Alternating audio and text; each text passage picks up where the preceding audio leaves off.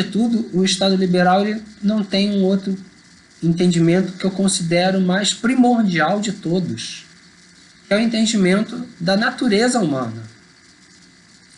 O ser humano ele não aguenta viver muito tempo na instabilidade, na insegurança.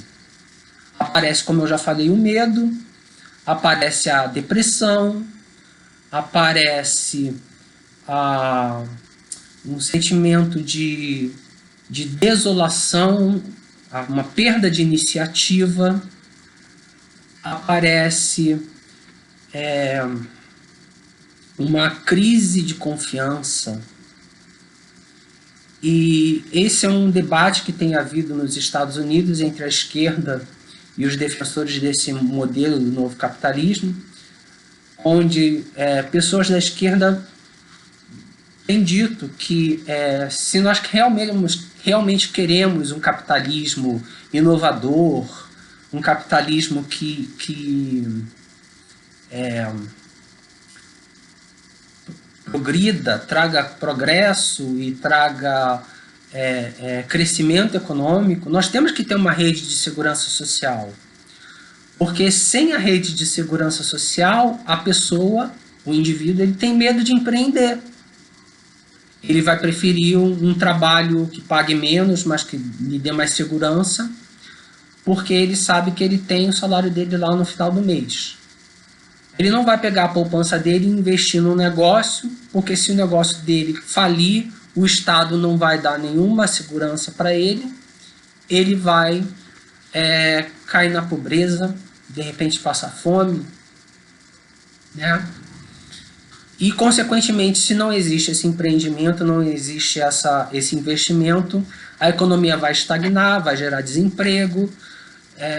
Ou seja, esse modelo austríaco e de Chicago não funciona.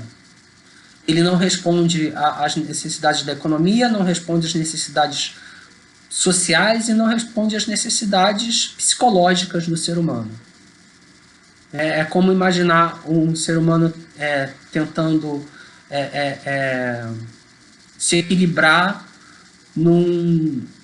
numa corda a 100 metros de altura e não ter uma rede lá embaixo. Se ele cair, ele vai morrer. Mas se tiver uma rede, ele vai estar numa situação um pouco mais precária, mas ele vai estar vivo e vai ter condições de se reerguer.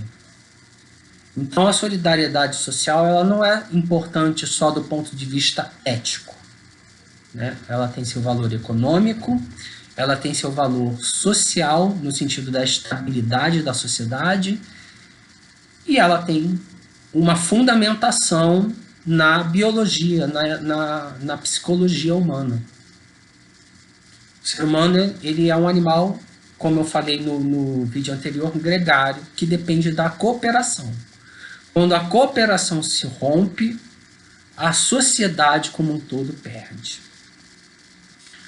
Então, essa crise que nós estamos vivendo, que é uma crise civilizacional, é uma crise do New Deal, que eu mencionei também no vídeo anterior.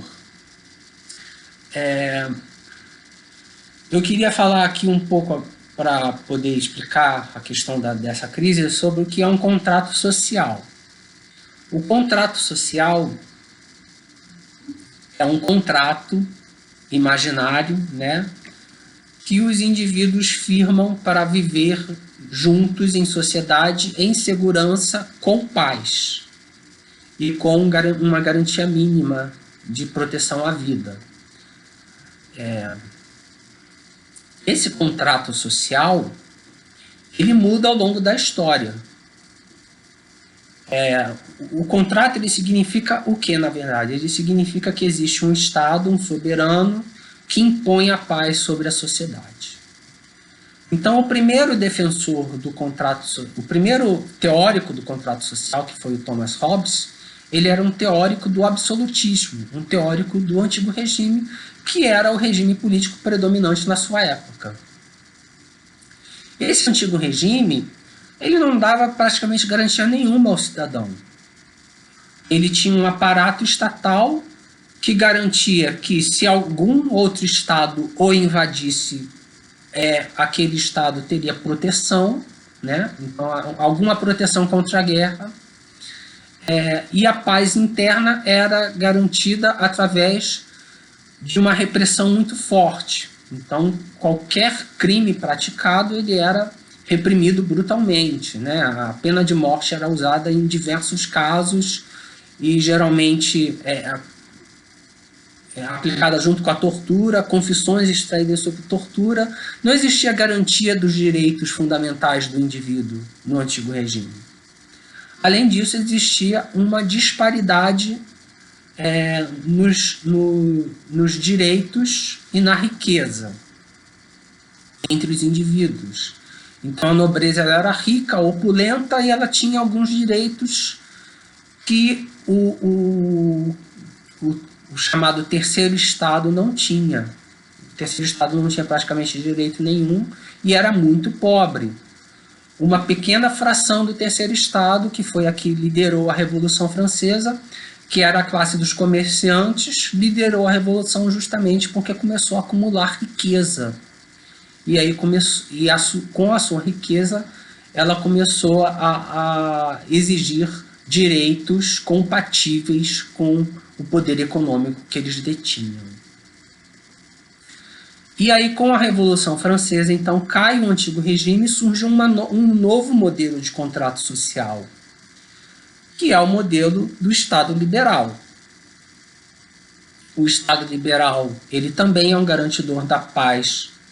Todo Estado, né? Ele tem que ter um exército para garantir a paz externa com outros países, para proteger o país em caso de guerra, mas ele já passou a reconhecer que haviam alguns direitos fundamentais do indivíduo que ele deveria assegurar.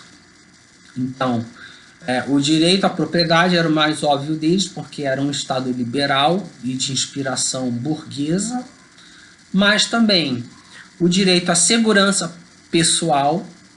Isso quer dizer que tem que haver um aparato policial para garantir a segurança das pessoas, mas que também foi evoluindo ao longo dos tempos para um direito à vida.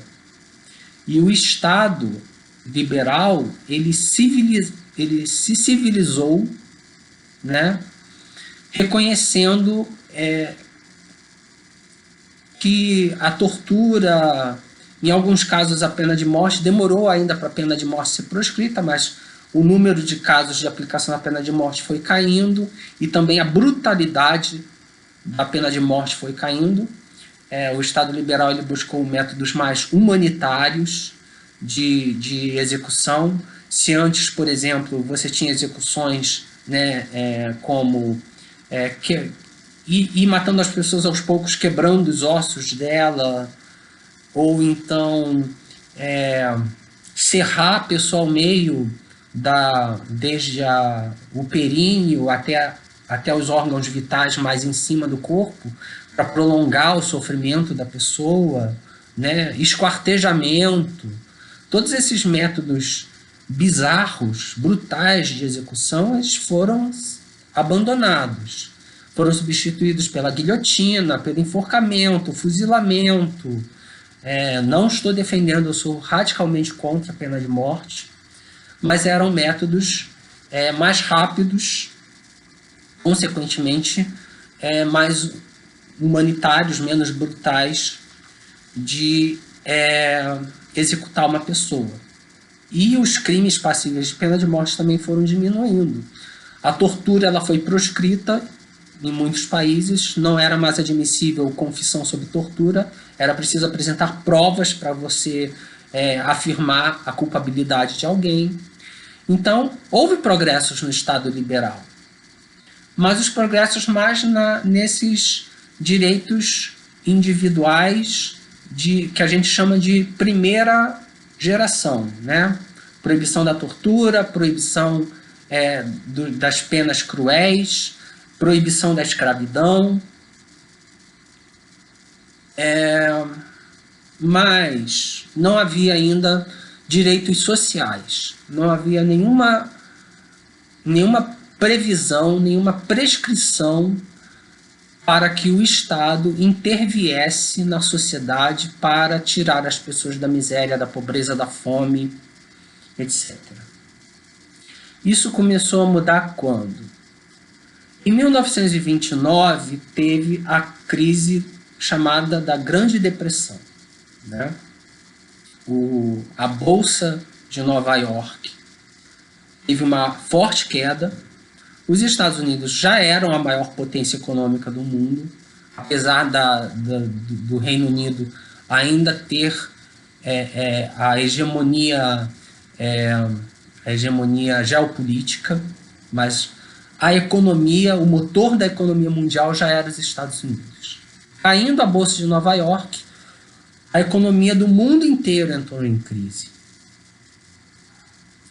E como nós estamos vendo hoje, qual foi a consequência disso? Começou um pouco antes, porque o Mussolini chegou ao poder em 1922. O Estado liberal já estava entrando em crise, né? A prova disso foi a Primeira Guerra Mundial. Os mecanismos do Estado liberal de gestão de crise internacional não deram resposta, né? A Liga das Nações foi criada só depois da Primeira Guerra Mundial. Antes disso não havia nenhum mecanismo de solução de crises, e os países, as grandes potências, entraram numa escalada escalada armamentista e disputa por colônias, e também provocações. Culminou o estopim foi o assassinato do herdeiro do trono da Áustria-Hungria. E aí todo o leque de alianças que foi formado na Europa, ele gerou uma reação em cadeia, que um país foi declarando guerra ao outro e começou a Primeira Guerra Mundial. E com a Primeira Guerra Mundial já houve uma desorganização da economia e já houve uma desorganização do Estado liberal. O primeiro parasita social, né, o fascismo é uma forma de parasitismo social, a tirar proveito disso foi o Benito Mussolini na Itália em 1922. Como ele deliberadamente fomentava a instabilidade política através das suas milícias dos camisas negras, atacando socialistas, militantes socialistas, fazendo a segurança privada dos latifundiários, fazendo ataques à imprensa. E aí liberais e conservadores, achando que a Itália precisava de estabilidade para se recuperar economicamente dos desastres da Primeira Guerra, convidaram Benito Mussolini a achar assim, bom, se esse cara está tocando terror na oposição, melhor ter ele do nosso lado, e no governo ele vai segurar a onda dessa galera que está tocando terror. E ainda vai colocar os socialistas lá no seu devido lugar. Eles acreditaram nisso. E o Mussolini, por um momento, ele teve um discurso liberal, pró iniciativa privada, contra a intervenção do Estado. Então é mentira também as pessoas dizerem o fascismo ele é antiliberal, mas é mentira as pessoas dizerem que, por exemplo, o Jair Bolsonaro, porque se candidatou a presidente com uma plataforma liberal, isso já automaticamente exclui ele do universo do fascismo. Não é verdade, até porque o liberalismo do Jair Bolsonaro é tão oportunista quanto o liberalismo do Benito Mussolini. Pois bem, mas isso foi a Itália. E aí, com a crise de 29, a coisa se agravou, foi no mundo inteiro. Né? A Alemanha, que vinha se recuperando muito lentamente não só da guerra, mas dos termos do Tratado de Versalhes, né? Existe uma discussão se os tratados de Versalhes foram assim tão duros com a Alemanha ou não, mas o fato é que a Alemanha lá tinha uma parte do seu território que ela não podia explorar economicamente, ficou a cargo da França como reparação de guerra, e ainda teve que pagar em dinheiro uma outra parte por reparações, além do sentimento de humilhação dos alemães por não poderem mobilizar o seu exército e desenvolver determinados tipos de armas. E isso ajudou a criar vários movimentos de extrema-direita, inclusive o nazismo. Porém, até 1929, eles eram praticamente inócuos na política alemã. O que deu força a eles foi a crise gerada pela Grande Depressão. Então, em momentos de crise, o que a gente constata primeiro? A gente constata o surgimento desses movimentos de extrema-direita, movimentos neofascistas, que tem qual objetivo? Eles querem uma restauração da ordem, eles querem que o seu país conquiste um prestígio que ele nunca teve ou reconquiste um prestígio que ele já teve. E ele, sobretudo, acredita, o fascista acredita que a força de uma nação depende da união do povo. E como a gente sabe, como pessoas sãs e inteligentes sabem, todo consenso o consenso só existe nos cemitérios, né? Assim como a paz também só existe nos cemitérios. Porque as pessoas pensam diferente, elas são diferentes. Então, a solução fascista, a exigência por uma união nacional em torno da grandeza da nação, só pode ter um resultado: a violência. A violência é o expurgo dos inimigos da nação. E outro elemento muito comum no fascismo é a busca de bodes expiatórios, né? E no caso da Alemanha foram os judeus, no caso atual do neofascismo são os imigrantes na Europa, nos Estados Unidos. Aqui no Brasil é uma visão bastante vaga de comunismo e de corrupção, né? Qualquer um que discorde dos fascistas brasileiros é automaticamente taxado de corrupto e de comunista, principalmente de comunista. Pois bem, então o fascismo ele tenta restituir uma ordem que já passou, que já acabou, que não tem mais como recuperar. É um movimento de reação, é um movimento reacionário e, ao mesmo tempo, um movimento utópico. É uma utopia. Essa união de todos pela grandeza da nação não acontece, ela não é possível. Mesmo dentro de um regime autoritário. Num regime democrático é impossível por definição, né? Porque a democracia ela é justamente a afirmação do direito de cada um afirmar sua opinião. No regime autoritário ela também se torna uma utopia, porque esse autoritarismo não vai durar muito tempo. As pessoas que discordam, em algum momento elas vão se rebelar. Pois bem, qual foi a resposta para a crise de 29? Houve um outro desafio à crise de 29, que foi o comunismo, falando assim, olha, não, tá vendo? Olha, o capitalismo ele só leva a crise, fome, miséria e desemprego. Então nós temos que organizar a economia de cima, através do Estado, redistribuir toda a riqueza em favor dos trabalhadores e acabar com o sistema de classes. Esse modelo também é utópico, porque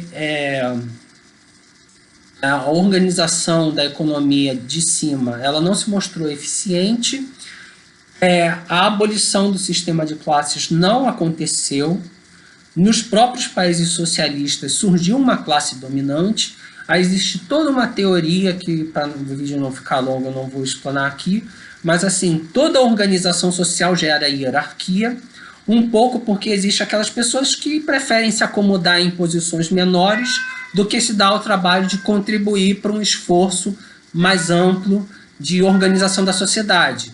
E, de outro lado, existem aqueles que têm uma ambição de dominar, de comandar, e existem aquelas pessoas que estão ali no meio, que não são nem os ambiciosos, nem os mais acomodados. Acomodados aqui eu não quero parecer pejorativo, porque eu acho assim, se a pessoa ela está bem num trabalho que não pague tanto, mas que também, ao mesmo tempo, não lhe dê tantas responsabilidades, é direito dela.